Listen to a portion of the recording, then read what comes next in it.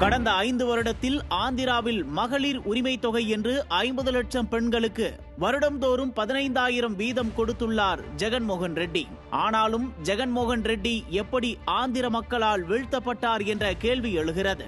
தண்ணீர் விலை உயர்வு, பேருந்து கட்டண உயர்வு, பால் விலை உயர்வு என்று சாமானிய மக்கள் வயிற்றில் அடித்தது ஒய்எஸ்ஆர் காங்கிரஸ் அரசு.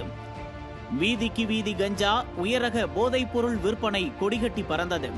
அரசை பற்றியோ அமைச்சர்களை பற்றியோ முதல்வரை பற்றியோ விமர்சனம் செய்தால் உடனடியாக அவதூறு வழக்கில் 3 மாதங்களுக்கு மேலாக சிறையில் அடைப்பது என கொடுங்கோல் ஆட்சி நடைபெற்றது. உச்சபட்சமாக 50 நாட்களுக்கு மேலாக சந்திரபாபு நாயுடுவை கைது செய்து சிறையில் வைத்தது அவர் கனவு இல்லத்தை சிதைத்தது என பட்டியல் நீள்கிறது. சந்திரபாபு நாயுடு சிறையில் இருந்து வெளியே வந்து சட்டமன்றத்தில் கண்கலங்கி பேசியபோது வயசாகிருச்சி, புத்தி இருக்கா என ஜெகன்மோகன் ரெட்டியின் ஏளன பேச்சு, நாயுடுவின் மனைவியை பற்றி அருவருக்கத்தக்க ஆபாச பேச்சுக்கள் என ஜெகன்மோகன் ரெட்டி செய்யாத அலப்பறையே இல்லை என்று கூறுகின்றனர் ஆந்திர மக்கள்.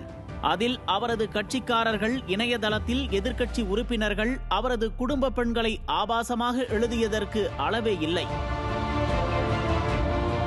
ஆந்திர மக்களின் வரிப்பணத்தில் அவரது அப்பா ராஜசேகர் ரெட்டிக்கு ஒய்எஸ்ஆர் பேருந்து நிலையம், ஒய்எஸ்ஆர் புத்தக நிலையம், ஒய்எஸ்ஆர் கல்லூரி, ஒய்எஸ்ஆர் பூங்கா, ஒய்எஸ்ஆர் கடற்கரை, ஒய்எஸ்ஆர் சாலை, ஒய்எஸ்ஆர் தெரு, ஒய்எஸ்ஆர் கழிவறை என எங்கு பார்த்தாலும் அப்பா பெயரில் ஒரு விளம்பரம். விசாகப்பட்டினம் கடற்கரையில் அப்துல் கலாம் பெயரை மாற்றி ஒய்எஸ்ஆர் வியூ பாயிண்ட் என பெயர் பலகை வைத்ததால் இளைஞர்கள் கொந்தளித்தனர். ஆந்திரா எங்கும் ஒய்எஸ்ஆருக்கு 600 சிலைகள் என ஆணவத்தின் உச்சத்தில் ஆடினார் ஜெகன்மோகன் ரெட்டி என்கின்றனர் ஆந்திர மக்கள்.